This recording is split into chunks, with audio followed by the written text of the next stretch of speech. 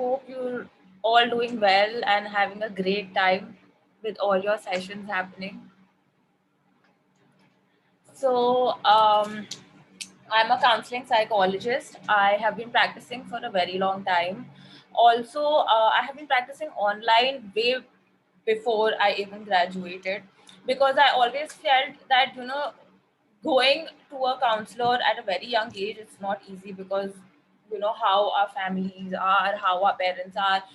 Will they be acceptable? Will they not let us go? So, if we have a platform online, it is much easier. So I myself have been gone through anxiety issues from a very long time. I think I was 11 when I had my first anxiety attack. So by the time I reached college, I was very much, that okay, I need a counselor, I need to go, I need to see somebody, but it was not very easy at that time. So I decided myself that I'm going to start doing online counseling and at least help people who are looking out for help. So yeah, so that's about it. And I was going to talk about anxiety today.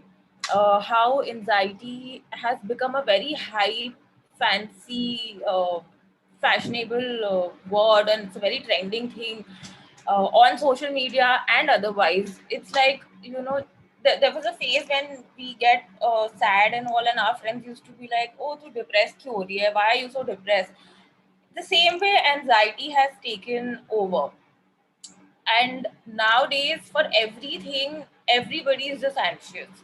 Oh, this isn't happening, I'm so anxious. Oh, that's not happening, I'm so anxious.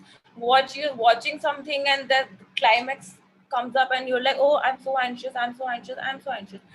And we need to understand that there's a difference between anxiety and there's a difference between anxiety disorder.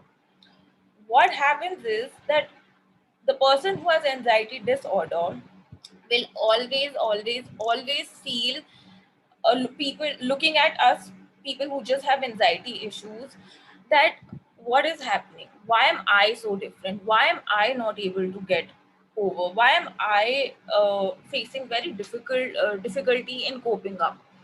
Because they are dealing with a disorder, whereas we or other people, we just have a physic anxiety, which is very situation oriented. It's yeah, okay, I will do it. Maybe at the end of it I will let you know.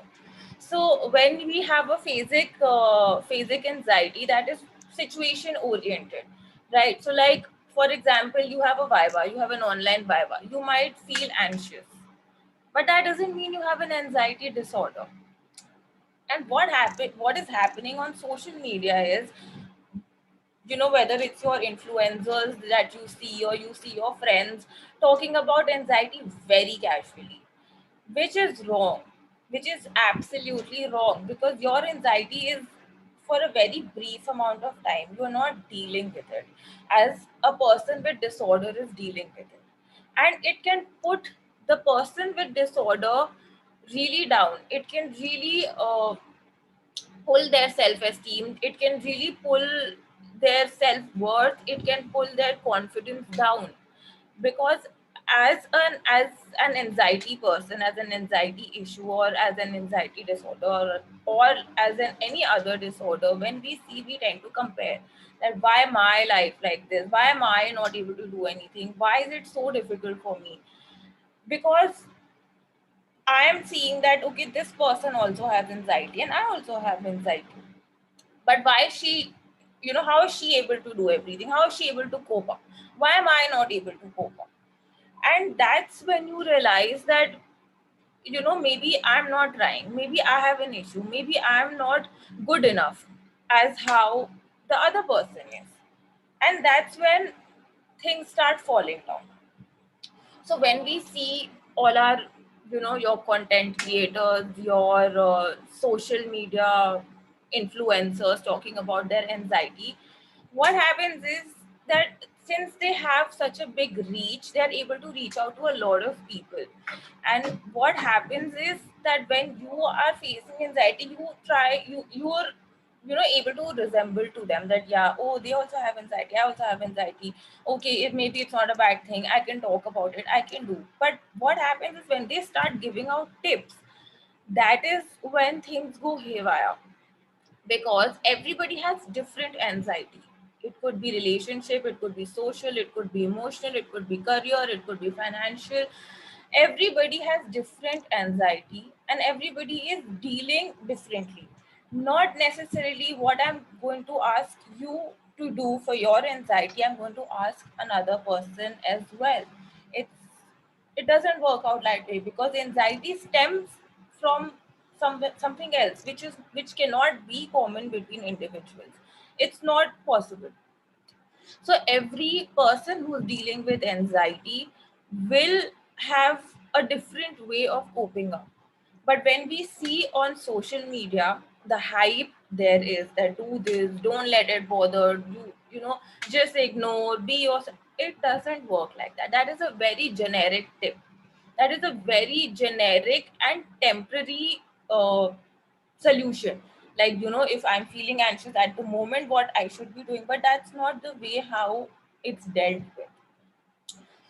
So when it comes to anxiety disorder, we need to understand that there are a lot of other disorders connected to it, because everything is connected. With anxiety disorder, you can lead to depression, you can lead to schizophrenia, you can lead to so many other mental disorders that that's very hard to imagine. So when we talk about anxiety so casually, we need to be very we need to be cautious. We cannot use the term anxiety or feeling anxious that casually, because you are not only making it difficult for the other person, but you're making it difficult for yourself. Why? Because the more you say that I'm feeling anxious, I'm feeling anxious, I'm feeling anxious, your mind will get conditioned. And even if you are not feeling anxious, you are going to feel anxious, which is also known as when like you are working and suddenly you feel a trigger, or suddenly you just start feeling anxious out of nowhere. And that happens because we have trained our mind like that. We have trained our mind that I'm anxious, I'm anxious, I'm anxious. So even if you're not anxious, your mind is going to say that you're anxious, your mind is going to make you feel that you're anxious. And that's not great. Why? Because eventually it will lead to a disorder, it will lead to an anxiety disorder. Your mind will not be strong enough to control your thoughts, your mind will not be strong enough to uh, you know compartmentalize your thoughts, which is a negative thought, which is a positive thought, which is an illusional thought, which is a real, which is what is fact. Nothing. It will all get mixed up. So next time when you are feeling, you're feeling nervous, you're feeling scared, do not term it as anxiety, even for yourself, because the more and more you make it feel, it will become. It's a very, it seems like it's not possible, but it is, because right now how the situation is, how things are unfolding, it is a very overwhelming situation right now. So to feel anxious is very easy, it's very delicate, it's a very delicate situation. So the more and more you condition yourself towards it, there are chances that you will end up having it. Why? Because everywhere you go, you are reading about anxiety. Everywhere you talk to your friends, they are feeling anxious. And if you train yourself, you will also feel anxious. That is a fact. So that is all that I wanted to talk about, why anxiety is becoming an hype on social media. So is there any, let's open to an interactive session. Yes, ma'am. We'll read out a few questions from the audience. Yeah. Uh, so, as we see, there are a lot of influencers on social media claiming to preach about anxiety and depression and all of those things. But people from non psychology background might not be aware of the malpractices that they are actually doing. So how can one be aware of the people they follow on Instagram? What should they look for when, if there's a person claiming that they are a therapist or a counselor? How do you verify that? So your influencers are content creators.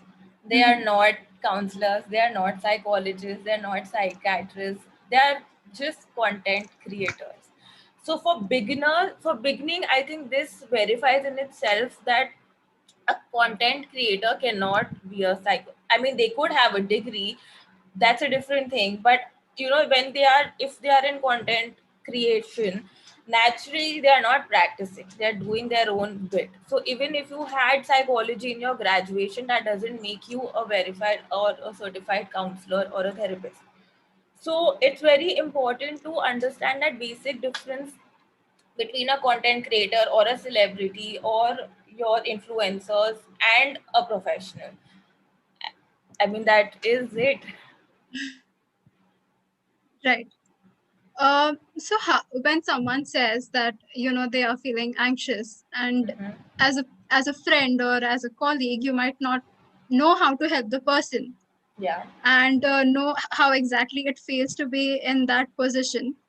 So if you could give us some tips as to how we can guide them when they might have a slight anxiety, and at times there are people who do get panic attacks because of it as well, but those situations, obviously we are not, Trained. we do not know how to help them out there.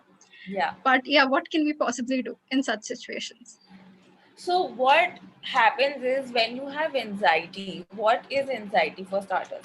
So you have so many symptoms coming up. Okay, you have sweaty palms, you're feeling Mm-hmm. nervous, you're feeling there's palpitation, there's breathlessness, right? And all of that leads to anxiety. Acha, this is anxiety. So when a person is feeling anxious, more than your mental thoughts, it's the physiological symptoms that is bothering the person. Panic attack is actually a physiological symptom that has come up, right? So in that case, first and foremost, you are supposed to calm the physiological symptoms first. Mm-hmm. And for that, important is breathing. What happens is when you start palpitation, when you start palpitating, you become breathless, right? So it's important to calm your breath. It's very important. And for that, maybe what you can do is just hold the person's hand, reassure them that it's okay, you are in a safe place, calm them down, ask them to count from 1 to 10 slowly, and have that control in your breath. The moment your breathlessness is under control, a lot of other things that were happening will also calm down simultaneously. So that is the most important thing. If you see, you don't start talking about that issue, if you're aware of it, don't do that.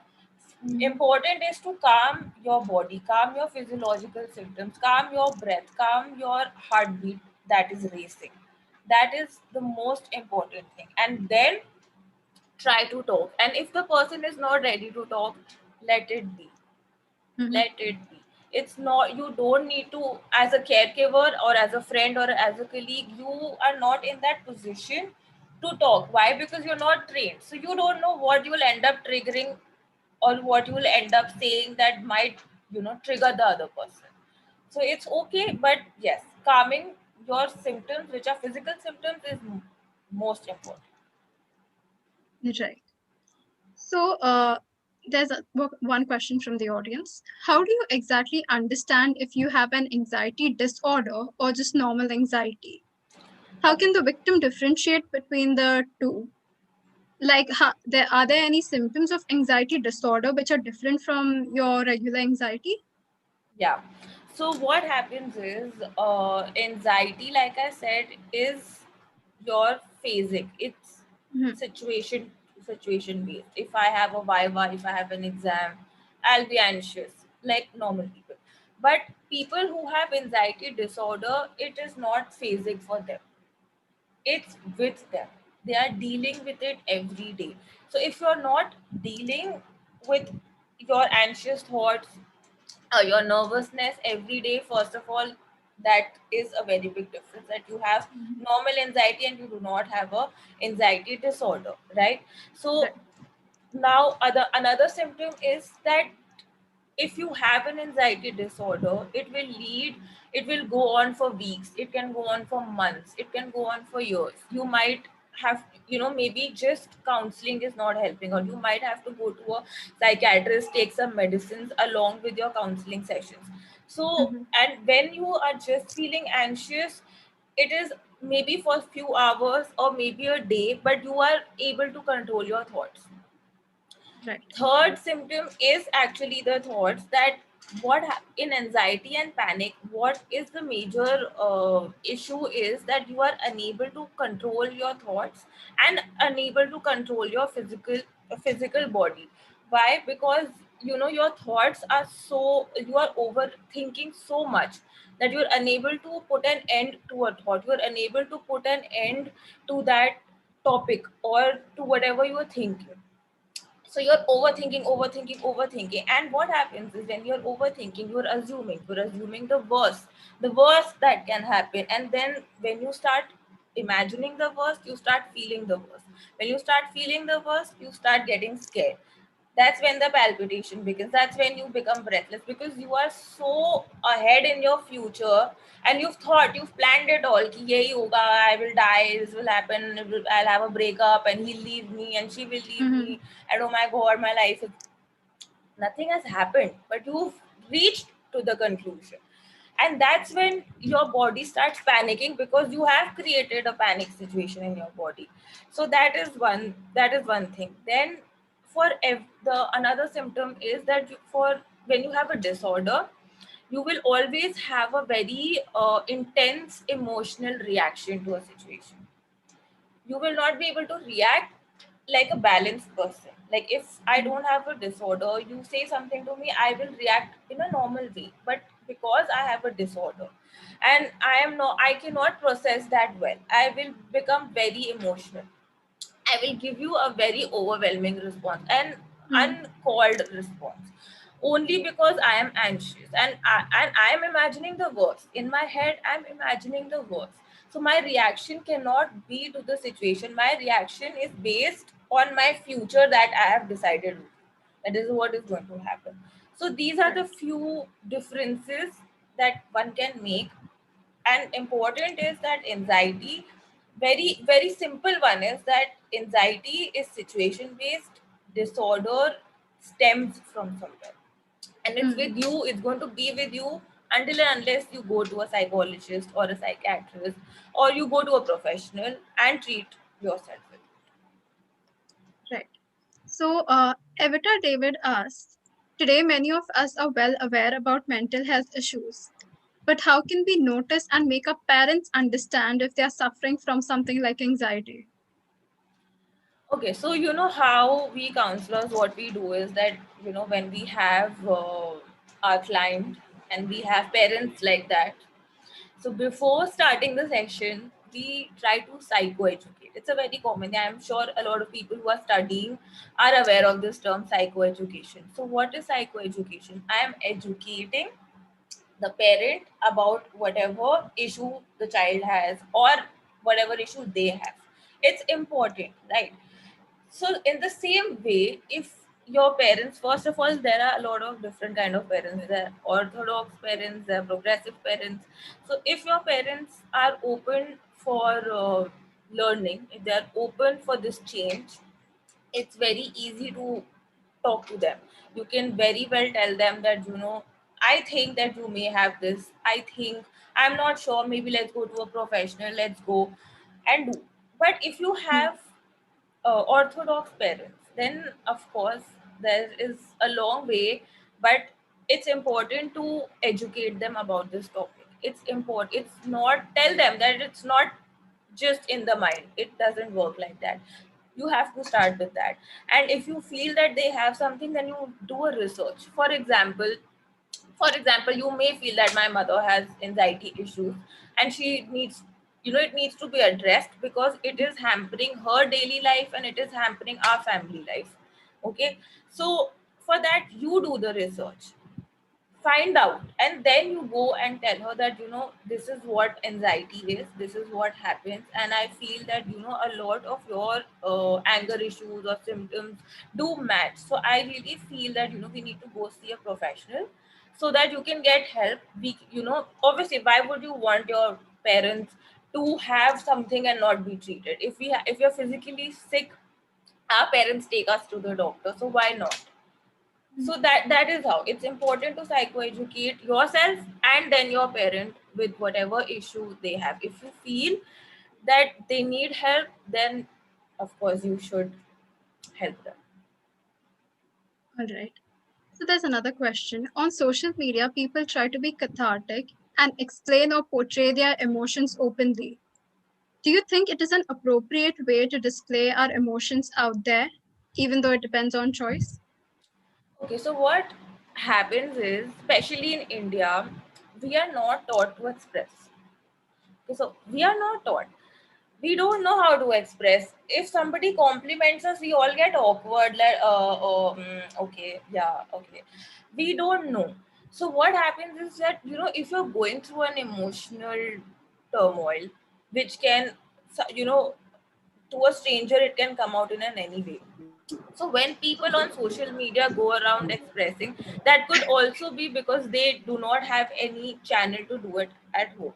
That could be through hate, through trolls, through their opinions, through their viewpoints. It's just that they've got a platform of talking, of putting their points, of putting, whatever they feel.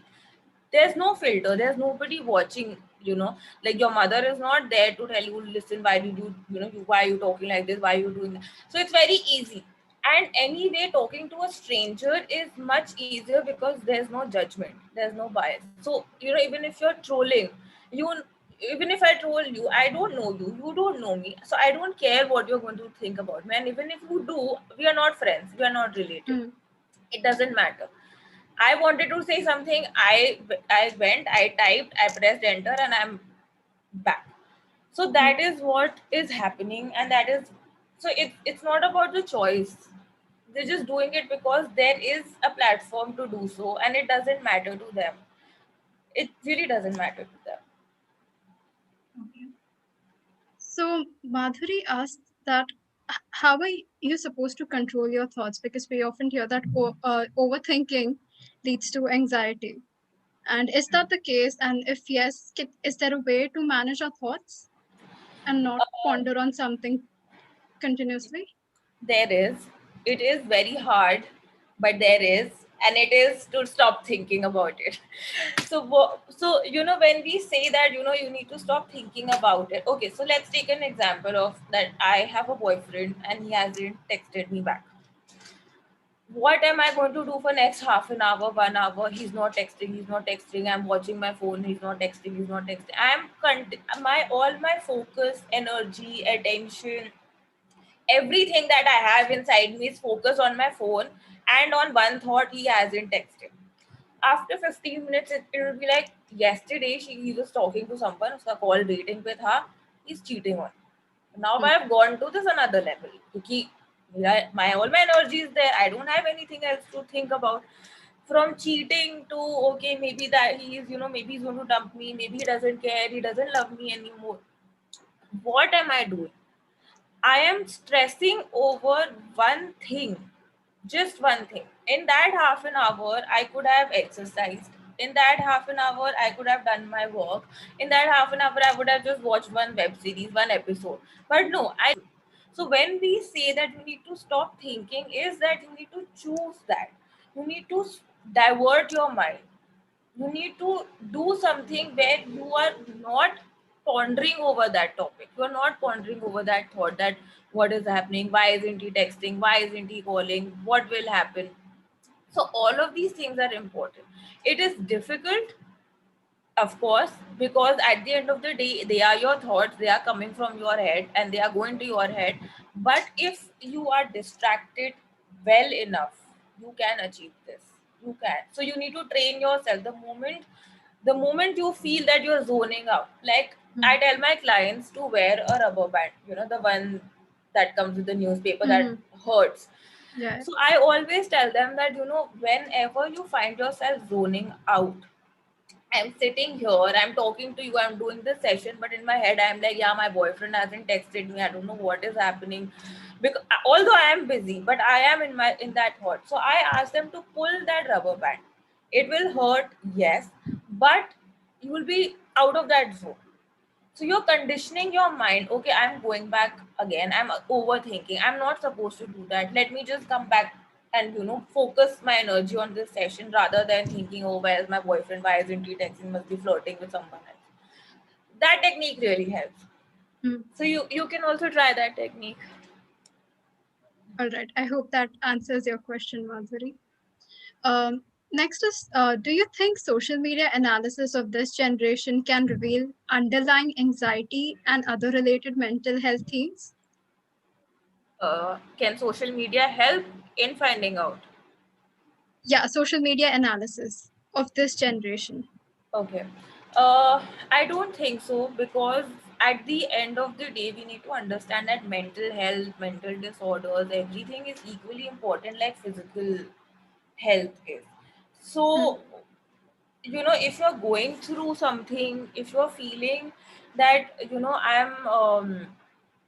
I'm zoning out, like I said, or I am feeling too many emotions, or I'm feeling anxious, or whatever you're feeling.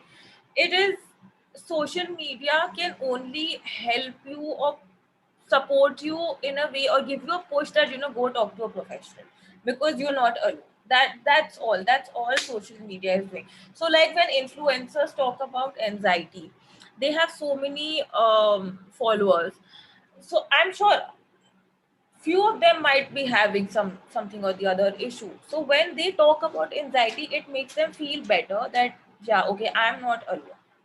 When they say that, I went to a therapist, it's like, oh, if she can go, then I can also go.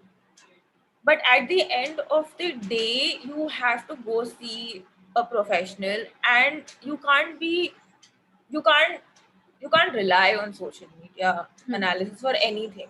Yes, it is a good push. It is like a group therapy kind of a thing, that okay, we are not alone into this, there are a lot of people like us. But not, I don't think so it can really help. All right. So, because of this pandemic, there's a lot of uncertainty and fear among the people, and as well as the students as well. So, an attendee is asking how to make our everyday life and mental health better, because I personally feel that every day is the same as a student. It's very simple. Make a routine. Just make a routine, and not like a timetable routine, but a routine that, I'm going to get up, I'm going to do this, I'm going to attend my classes, after this I'm going to do any whatever your extracurricular, if you have, you join something. I'm going to give time to TV, I'm going to give time to music, whatever. But if you have a pattern, if you have a routine, the uncertainty will go. Because right now we don't know what to do when we are up. We're like, oh, it's the same day, ghar par hi hai, now we have to do this, attend meetings, do household work. But if you organize that, if you make a routine out of it, you already know that, okay, there's no uncertainty, because I know next tomorrow when I get up, I have to do this. This is my plan. I have already organized it, right? So even for a student, even though it, of course, it is boring, but if you have something planned, if you have a routine, you can just plan something with your friends, meet up online. But if you have a plan, if you have a routine, your uncertainty will go, your Right. anxiety will go. Mm-hmm. Okay. So another question is, body dysmorphia is a big issue these days. A portrayal of a certain image or body type being the only one acceptable according to social media has gotten into the minds of today's generation. Do you think the fear of not being able to uh, m- fit in that picture makes them anxious, makes people anxious? Of course, yes, totally. Especially, in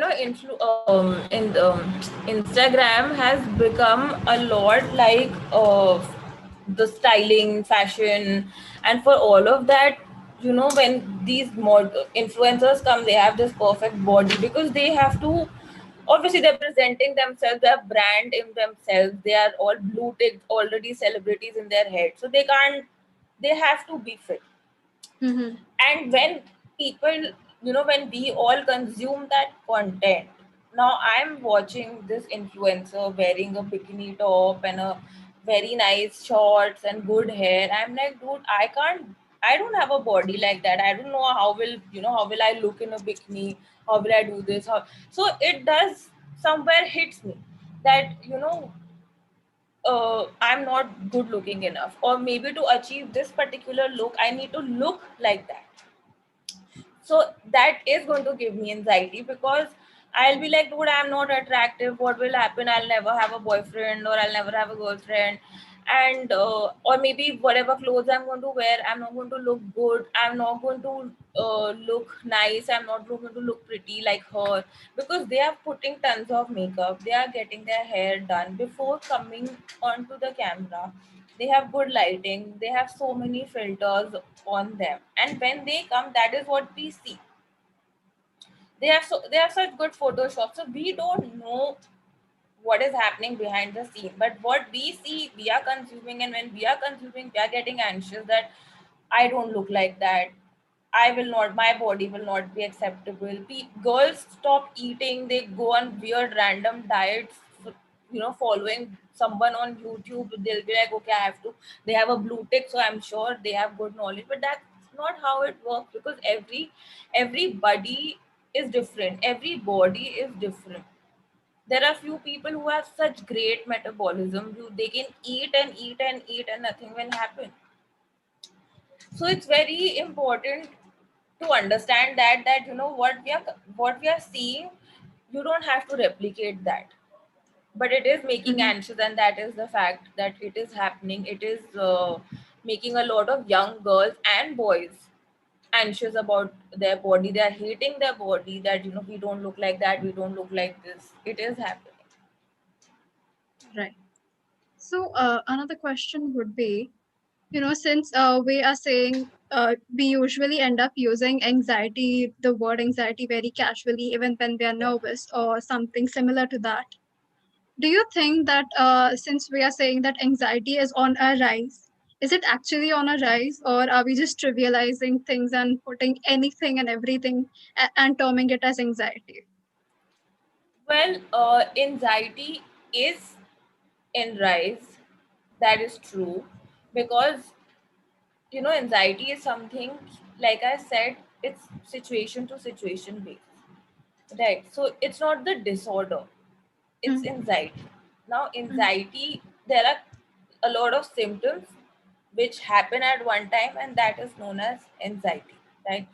So anxiety is on rise, but also the fact that it has become a very fancy word. It's like, oh, you don't have anxiety, you are no one now, because that is happening through social media.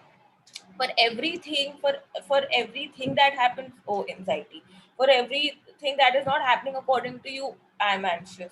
That's not the case, that should not be the case, because when you say this, after 5 minutes you're fine, you're having your chugging your beer and all, you are fine. But you don't need to make that hype that, oh, I was giving my vibe, I was so anxious, oh my god, I need a, don't condition yourself like that, because at the end of the day you are conditioning your mind to become weak, and then one day when you'll be, you won't be able to control your thoughts, because you've put in all of this, that if I'm giving a vibe, I'm anxious, if I'm joining a new company, I'm getting anxious, because that is how I've trained that, oh, I have to be anxious on every little thing. So Mm-hmm.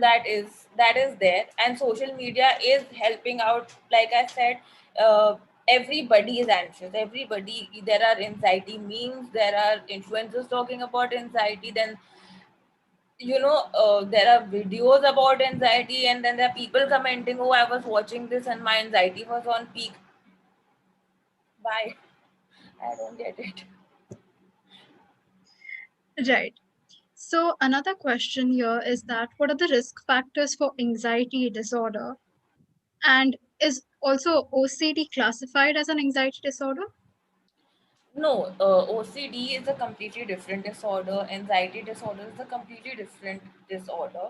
But like I said, that anxiety is like, can be like a root cause, and then it could stem, it could branch into a lot of other stuff. And it's Hmm. just not about anxiety. Actually, everything starts from stress. The root cause is stress. The root cause is overthinking. That leads to anxiety, then that will lead to OCD, then that will lead to depression. So I'll give you an example. If you notice, when a mother gives birth to a child, suddenly she's a cleanliness freak. Suddenly, she may not be from before, but now she's become okay, clean, clean, Hmm. no, no, my baby. And especially a COVID mein to you are on top. So Right. what is happening?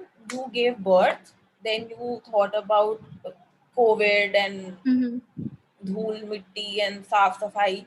You started doing it कि okay, I'm going to make the baby lie down, let me just clean the bed quickly. Then it became a repetitive habit. Every time you are putting down the baby, you are cleaning the bed, you're doing. Now once you did not do it, now it's in your head, it's stuck in your head. Now you're overthinking, oh my god, now my baby is sneezing because that happened, Hmm. this happened. You've associated your overthinking on it. After that, it will become an obsession because मैंने bed साफ नहीं किया, baby had sneezed, Right. I have to do it. Then that becomes into obsession, and then very, you will see it's not only about the bed, the whole house is being cleaned.